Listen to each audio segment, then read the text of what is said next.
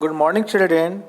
Today I am going to teach class 10 civics chapter 7 topic outcomes of politics and subtopics is accommodation of social diversity.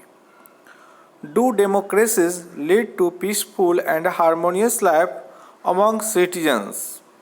It will be a fair expectation that democracy should produce a harmonious social life.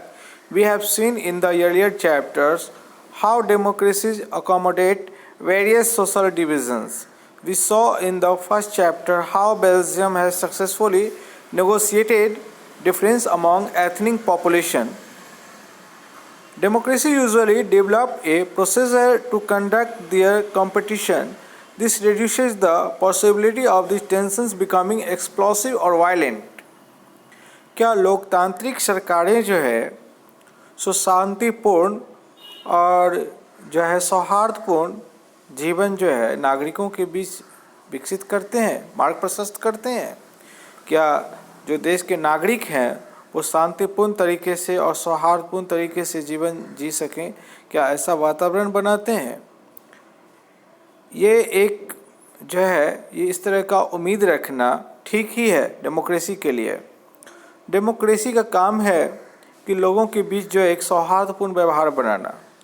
इससे पहले हमने democracy वाले chapter का हमने first chapter पढ़ा था, जिसमें Belgium Sri Lanka जैसे इंसिडेंट को हमने पढ़ा था कि किस तरह बेल्जियम वालों के पास डिफरेंट एथनिक पॉपुलेशंस थे, अलग अलग समूह के, अलग अलग जाति के लोग थे, अलग अलग भाषा के लोग थे, लेकिन उन्होंने बातचीत के द्वारा जो है सो एक रास्ता निकाला और सब अब लोग सब साथ में रहते हैं और बहुत ही सौहार्दपूर्ण तरीके से वहाँ का वातावरण बना हुआ, सरकारें ठीक तरीके से काम करती है। और बेल्जियम जो है दुनिया भर के लिए एक मॉडल साबित हुआ कि देश में अगर अलग अलग सेक्ट के लोग हों, अलग पॉपुलेशन के लोग हों, तो फिर भी वो एक साथ मिलके जुल के रह सकते हैं और देश के डेवलपमेंट में अपना कंट्रीब्यूशन दे सकते हैं। This reduces the possibility of this tensions becoming explosive और वायलेंट।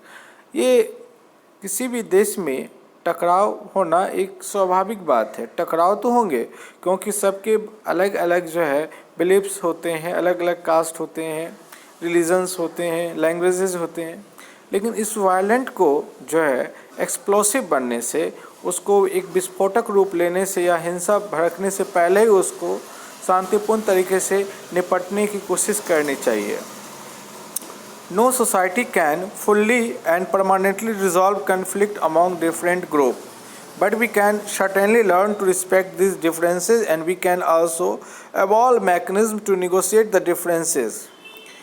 ये ऐसा कोई भी समाज नहीं है जो इसका अस्थायी तौर पे कोई समाधान निकाल सके, लेकिन एक चीज़ तो हम लोग कर सकते हैं ना कि एक दूसरे का जो बिलीफ्स है, जो उनको हम आदर करें, उनको रिस्पेक्ट दें।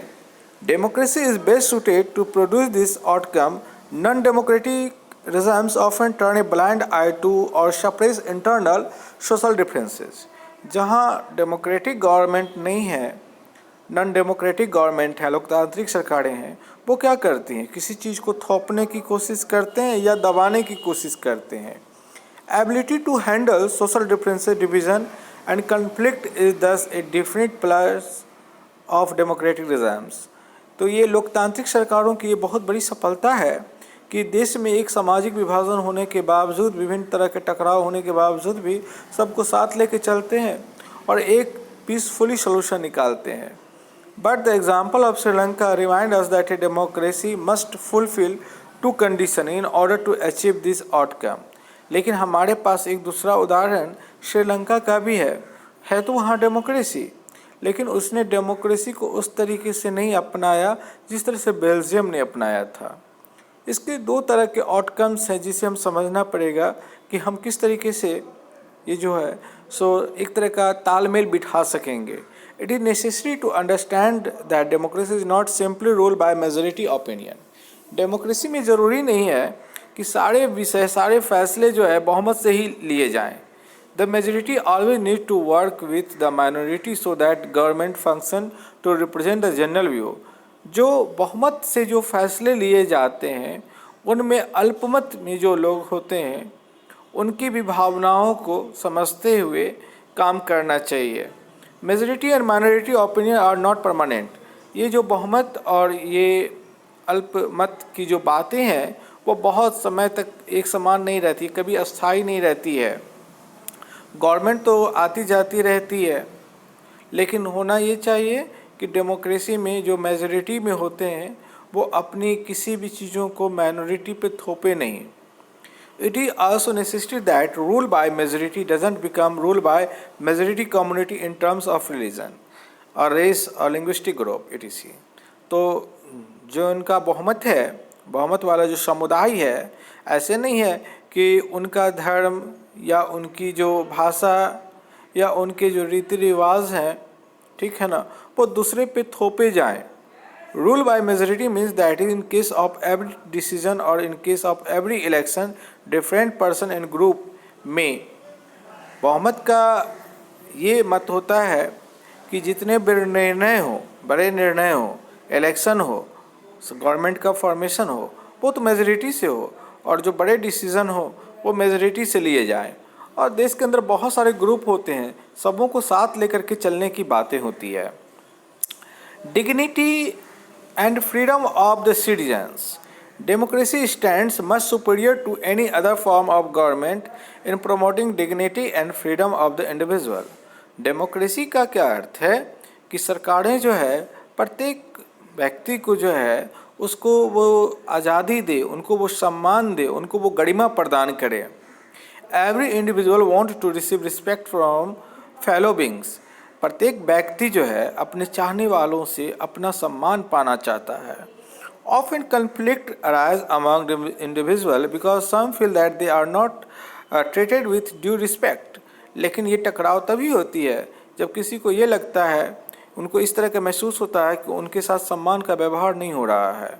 The passion for respect and freedom are the basis of democracy. ये जो आदर, सम्मान, आज़ादी जो है वो डेमोक्रेटिक का एक आधार है।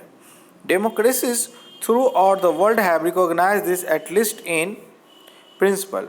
लोकतंत्र का जो है यही एक विशेषता और यही इसका एक सिद्धांत भी है कि इसमें समानता, स्वतंत्रता और एक दूसरे के प्रति आदर जो है लोकतंत्र की सबसे बड़ी विशेषता में से है। This has been achieved in various degrees in various democracies for societies which have been built for long on the basis of subordination and domination. It is not a simple matter to recognize that all individuals are equal.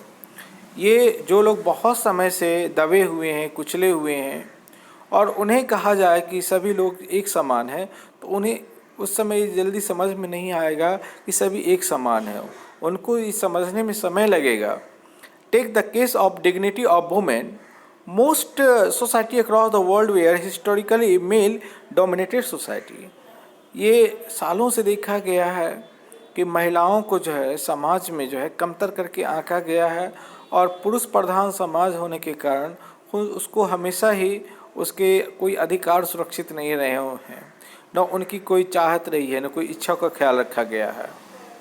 Long struggle by women have created some sensitivity today that respect to and लेकिन आज महिला को जो सम्मान मिला है वो महिलाओं में जागरूकता आने के बाद, इसके लिए महिलाओं को काफ़ी संघर्ष भी करना पड़ा है। Equal treatment of women are necessary ingredient of a democratic society. महिलाओं को समानता का व्यवहार कर करके ही महिलाओं को जो है ना हम आगे बढ़ा सकते हैं और डेमोक्रेटिक सोसाइटी में उसकी भागीदारी सुनिश्चित कर सकते हैं। That doesn't mean that women are actually always treated with respect. ऐसा कभी नहीं है कि महिलाओं के साथ हमेशा सम्मान किया गया हो, but once the principle is recognise it better becomes easier for women to wage a struggle against what is now unacceptable legally and Morli.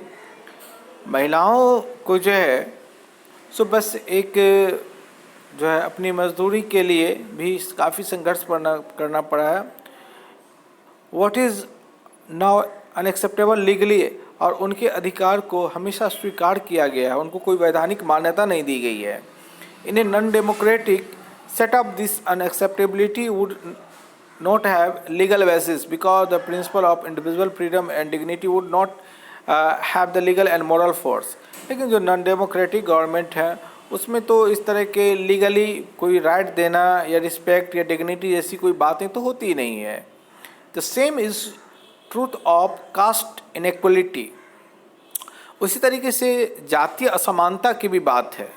Democracy in India has stand the claims of the disadvantage and discriminated caste for equal status and equal opportunity. Democracy की सफलता उसकी मजबूती तब है जब समाज में जिनके साथ भेदभाव किया गया है उनको भी आप समान व्यवहार कीजिए, उनको भी समानता का व्यवहार दीजिए. For equal status and equal opportunity, सबको समान स्थिति और समान अवसर प्रदान कीजिए.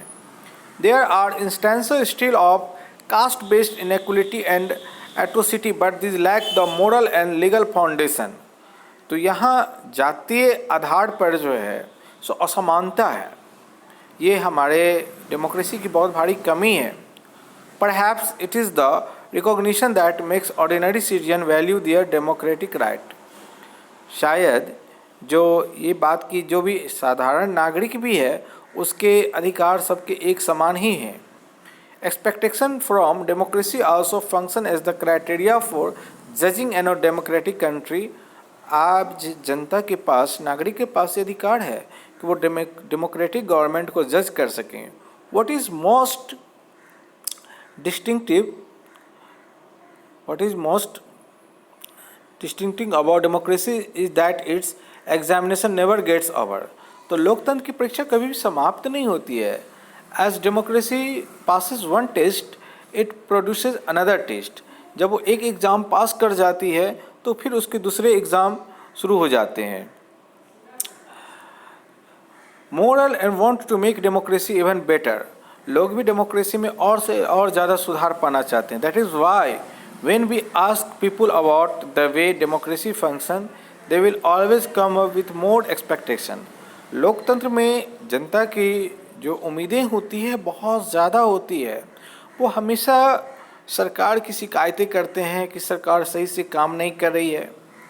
The fact that people are complaining is itself a testimony to the success of the democracy. लेकिन जनता के द्वारा की गई जो शिकायतें हैं ना, ये लोकतंत्र की एक सफलता ही तो है कि जिसमें लोकतंत्र की सफलता के लिए जो शर्त है उसमें जनता का जागरूक होना भी तो है. कि जनता अगर शिकायत करती तो इसका मतलब है कि जनता अपने अधिकारों को लेकर के अब काफ़ी सचेत हुई है. It shows that people have developed awareness and the ability to respect and to look critically at power holders and the high and the mighty. अब जनता अपने अधिकारों के प्रति ज़्यादा जागरूक हुई है. अब उसमें ये योग्यता आ गई है कि वो लोकतंत्र का सम्मान तो कर रही है लेकिन जो सत्ता में है उनसे वो और ज़्यादा अधिकार पाना चाहती है और ज़्यादा वो रियायतें पानी चाहती है. A public expression of dissatisfaction with democracy shows the success of the democratic project. तो जनता की जो असंतुष्टता जो है वो लोकतंत्र के लिए ठीक ही है. Most individuals today believe that their vote makes a difference to the way the government is run and their own self-interest. तो ज़्यादातर जो लोग होते हैं आज उनका ये विश्वास है कि उनके वोट से ही सरकार का निर्माण होता है और सरकार जो बनती है वो जो काम करती है वो लोगों के लिए ही नहीं कि बल्कि अपने लाभ के लिए या अपने फ़ायदे के लिए. तो आज हमने डेमोक्रेटिक आउटकम्स ऑफ डेमोक्रेसी में हमने ये भी देखा कि कोई भी जो फैसले होते हैं मेजॉरिटी से नहीं होते हैं. मेजॉरिटी वाले जो समझते हैं कि कास्ट रिलीजन और उनके रेसेस जो वो किसी पे अगर थोप देंगे तो वैसा नहीं होता है. और डेमोक्रेटिक गवर्नमेंट में ये होते हैं कि लोगों को गवर्नमेंट का भी शिकायत करने का, कंप्लेंट करने का राइट होता है. डेमोक्रेसी में बहुत तरह के पॉपुलेशन के, अलग एथनिक के लोग होते हैं. तो इसका मतलब ये नहीं है कि किसी की चीज़ों को हम दबा देंगे, उसको सबको साथ लेकर के चलना पड़ता है. ये भी डेमोक्रेसी की एक बहुत बड़ी सफलता है. तो आज हमने ये चैप्टर कंप्लीट हो गया, outcomes of democracy. Next videos में हम किसी और सब्जेक्ट के बारे में हिस्ट्री, ज्योग्राफी पढ़ेंगे. Thank you.